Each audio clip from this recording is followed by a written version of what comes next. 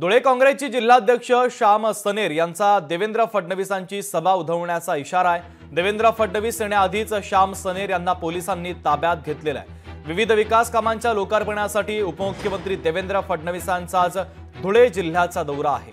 या पार्श्वभूमीवर शिंदखेडा तालुक्यातील शेतकऱ्यांच्या विविध प्रलंबित मागण्यांसाठी श्याम सनेर यांनी आंदोलनाचा इशारा दिला होता। मात्र त्याआधीच श्याम सनेर यांना पोलिसांनी ताब्यात घेतलं।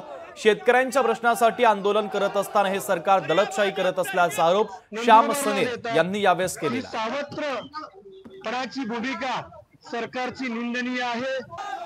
धुळ्याला देत नाही, नंदुरबारला देतात। ही सावत्रपणाची भूमिका सरकारची निंदनीय आहे। हा तालुक्याचा आमदार दहशत माजवतो, पोलीस बळाचा वापर करतो, मोठ्या प्रमाणावर रिश्वत केला जातो। लोकशाही मराठी ऐका, पहा, जागरूक रहा।